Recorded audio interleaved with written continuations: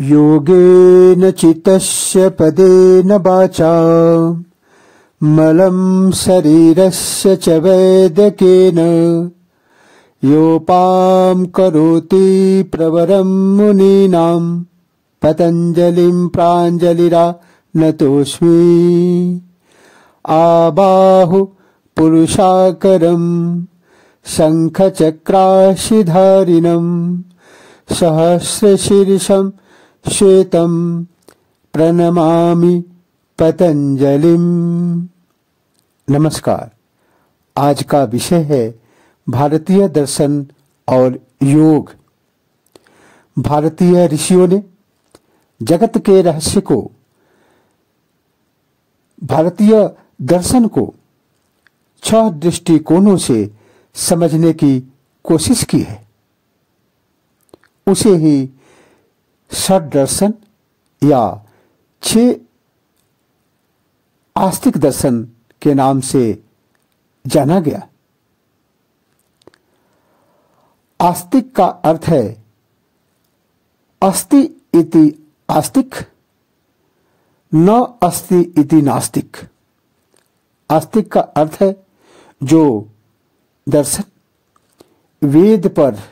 वेद को प्रमाण मानता है, ईश्वर पर विश्वास करता है, वह दर्शन और उसका सिद्धांत दार्शनिक है। तथा वह दर्शन जो ईश्वर को न मानकर, वेद को न मानकर प्रकृति को मानता है, वह नास्तिक है। चरवाक, बौद्ध और जैन ये नास्तिक दर्शन है। तथा इसके अतिरिक्त आस्तिक दर्शन है। भारतीय ऋषियों ने जगत के रहस्य को जिन दृष्टिकोण से समझने की कोशिश की है, वह प्रशंसनीय है। वे जानते थे कि मानव की सबसे बड़ी इच्छा दुख से छुटकारा पाना है, कष्ट की निवृत्ति है। वे इसके प्रति भी आश्वस्त थे कि इन सिद्धांतों के जरिए उन्होंने इसका निदान खोज लिया है। आइए देखें ये दार्शनिक सिद्धांत है क्या और उनके प्रणेता कौन कौन है। सर्वप्रथम न्याय दर्शन। न्याय तर्क प्रधान इस प्रत्यक्ष विज्ञान के शुरुआत करने वाले गौतम ऋषि है। यहां न्याय से मतलब उस प्रक्रिया से है जिससे मनुष्य किसी नतीजे पर पहुंच सके। नियते अनेन इति न्याय। इस व्युत्पत्ति के अनुसार न्याय शब्द सिद्ध होता है। न्याय शास्त्र का कहना है कि प्रत्येक ज्ञान के लिए 4 चीजों का होना आवश्यक है। प्रथम प्रमाता अर्थात ज्ञान प्राप्त करने वाला। दूसरा प्रमेय अर्थात जिसका ज्ञान प्राप्त करना अभिष्ट है। तीसरा ज्ञान और चौथा प्रमाण अर्थात ज्ञान प्राप्त करने का साधन। दूसरा दर्शन है वैशेषिक दर्शन। महर्षि कणाद ने इस दार्शनिक मत द्वारा ऐसे धर्म की प्रतिष्ठा का ध्येय रखा है जो भौतिक जीवन को बेहतर बनाए और लोकोत्तर जीवन में मोक्ष का साधन हो। उनका कहना है यतोऽभ्युदयः निःश्रेयस सिद्धि सधर्म। न्याय दर्शन जहां अंतर जगत और ज्ञान की मीमांसा को प्रधानता देता है, वहीं वैशेषिक दर्शन बाह्य जगत की विस्तृत समीक्षा करता है। इसमें आत्मा के अस्तित्व को स्वीकार करते हुए इसे अजर, अमर और अविकारी माना गया है। न्याय और वैशेषिक दोनों ही दर्शन परमाणु से संसार की शुरुआत मानते हैं। इनके अनुसार सृष्टि रचना में परमाणु उपादान कारण और ईश्वर निमित्त कारण है। इसके अनुसार जीवात्मा और विभु नित्य है तथा दुखों का खत्म होना ही मोक्ष है। दुखों की समाप्ति ही मुक्ति है। समस्त वस्तुओं को कुल 7 पदार्थों के अंतर्गत माना गया है, जिसे सप्त पदार्थ कहा गया है। तत्व द्रव्य, पहला पदार्थ द्रव्य, दूसरा गुण, तीसरा कर्म, चौथा सामान्य, पांचवा विशेष, छठा समवाय और सातवां अभाव।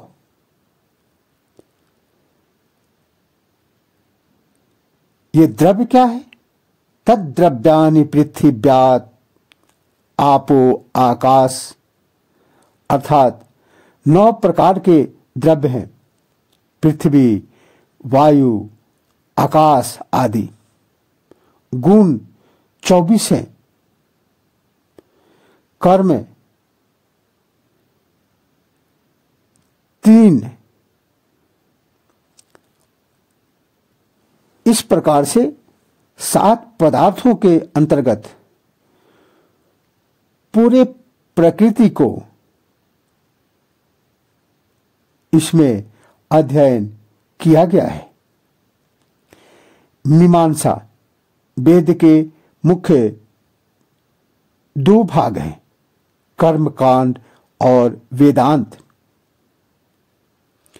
संहिता और ब्राह्मण में कर्मकांड का प्रतिपादन किया गया है तथा उपनिषद एवं आरण्यक में ज्ञान का। मीमांसा दर्शन के आद्याचार्य जैमिनी ने इस कर्मकांड को सिद्धांतबद्ध किया है। इस दार्शनिक मत के अनुसार प्रतिपादित कर्मों के द्वारा ही मनुष्य अभीष्ट प्राप्त कर सकता है।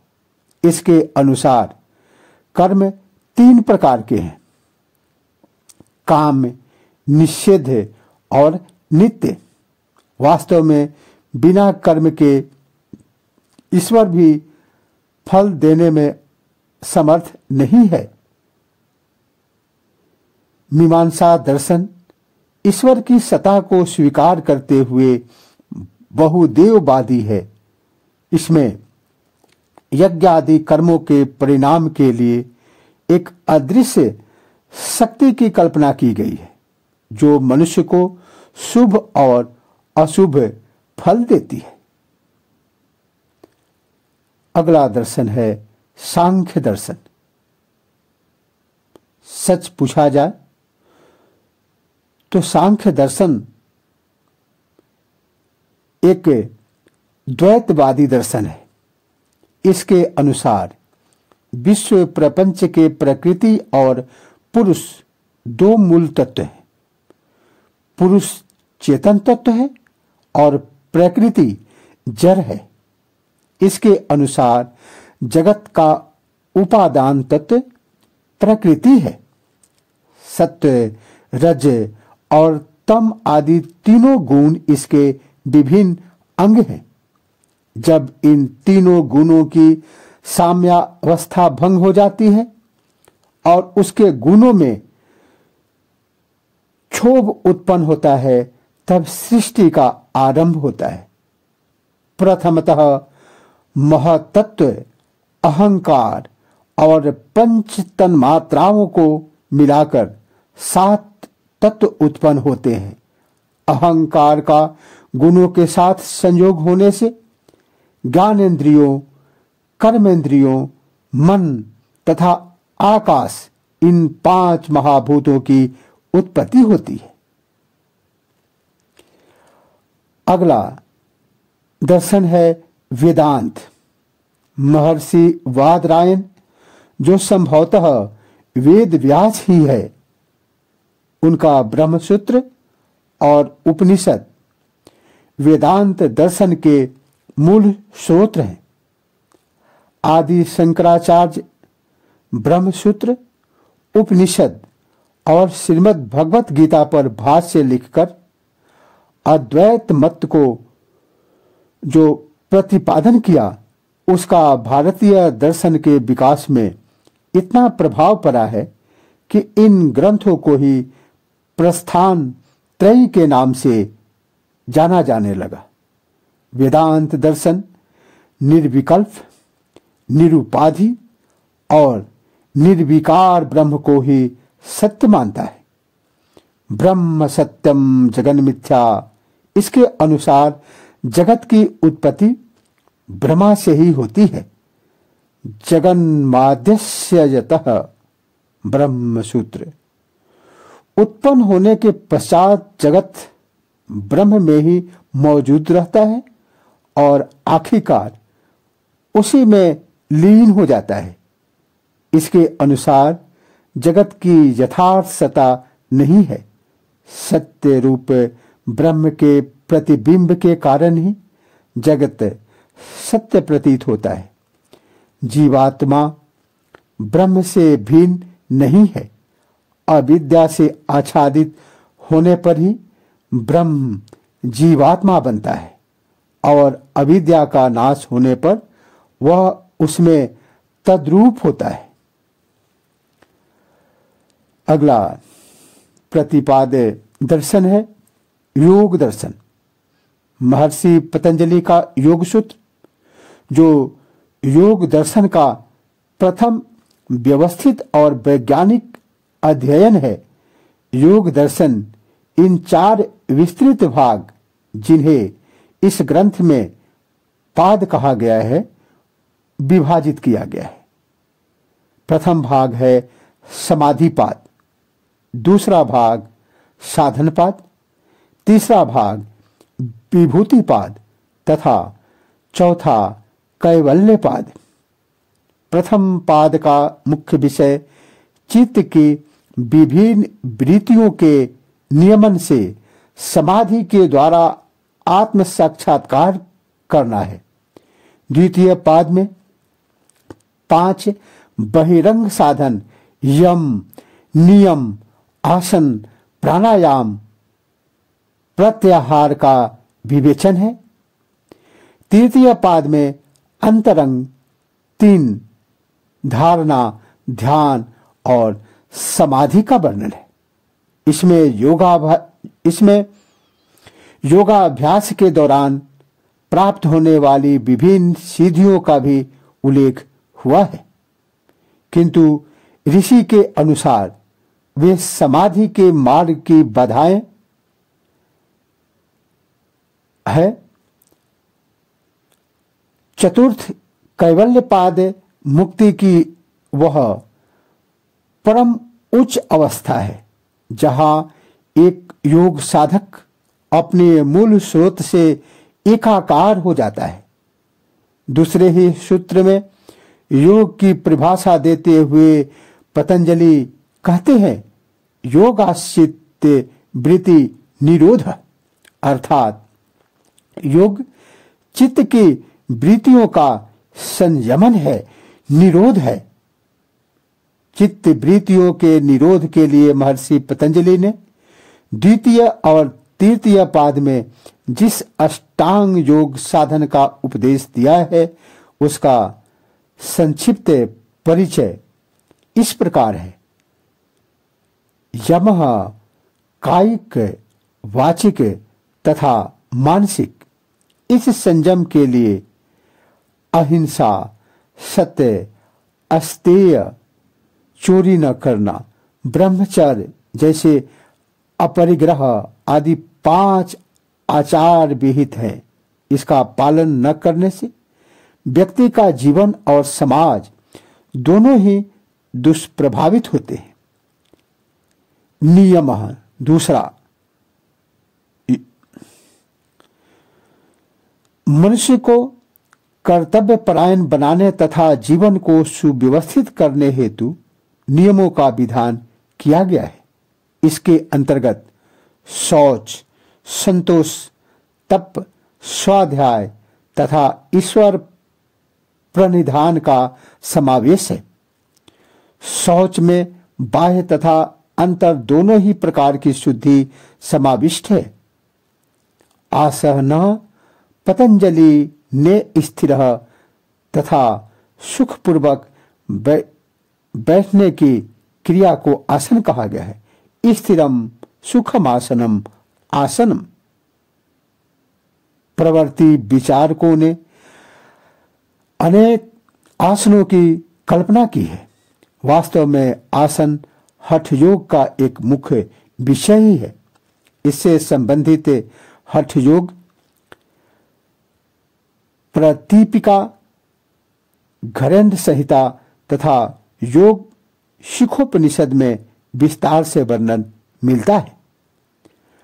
प्राणायाम योग की यथेष्ट भूमिका के लिए नारी साधन और उनके जागरण के लिए किया जाने वाला श्वास और प्रश्वास का नियमन प्राणायाम है। प्राणायाम मन की चंचलता और विक्षुब्धता पर विजय प्राप्त करने के लिए बहुत सहायक है। पांचवा, प्रत्याहार। इंद्रियों को विषयों से हटाने का नाम ही प्रत्याहार है।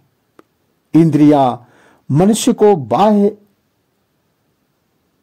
मुख्य किया करती हैं। प्रत्याहार के इस अभ्यास से साधक योग के लिए परम आवश्यक अंतर्मुखिता की स्थिति प्राप्त करता है। छठा, धारणा। चित्त को एक स्थान विशेष पर केंद्रित करना ही धारणा है। सातवां, ध्यान। जब ध्येय वस्तु का चिंतन करते हुए चित्त तद्रूप हो जाता है तो उसे ध्यान कहते हैं। पूर्ण ध्यान की स्थिति में किसी अन्य वस्तु का ज्ञान अथवा उसकी स्मृति चित्त में प्रविष्ट नहीं होती। समाधि, यह चित्त की अवस्था है जिसमें चित्त ध्येय अर्थात जिस विषय का ध्यान किया जा रहा है उस वस्तु के चिंतन में पूरी तरह लीन हो जाता है। योग दर्शन समाधि के द्वारा ही मोक्ष प्राप्ति को संभव मानता है।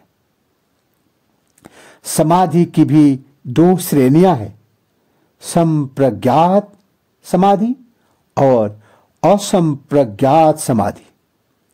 संप्रज्ञात समाधि वितर्क, विचार, आनंद और अस्मितानुगत होती है। असंप्रज्ञात में सात्विक, राजस और तामस सभी वृत्तियों का निरोध हो जाता है। इस प्रकार से महर्षि पतंजलि ने कर्म योग के द्वारा दुखों की निवृत्ति को, कष्टों से छुटकारा को सर्वोत्तम उपाय, सर्वोत्तम मार्ग बताया है। मानव जीवन में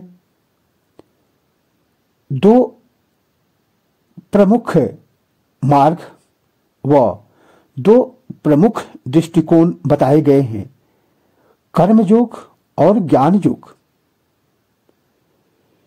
यहां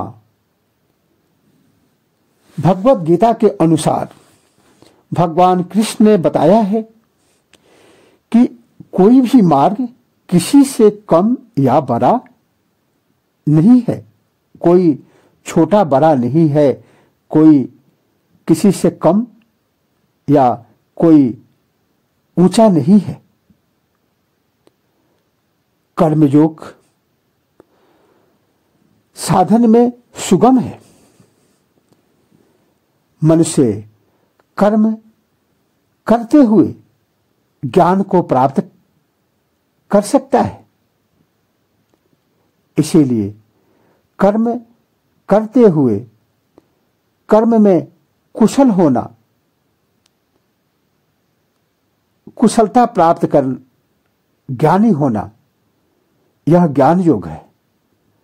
इसीलिए योग को, कर्म को योगः कर्मसु कौशलम कहा गया कि योग है, योग एक ऐसी विधा है, एक ऐसी विद्या है, एक ऐसी महत्वपूर्ण प्रक्रिया है जिसके द्वारा मनुष्य कर्म करते हुए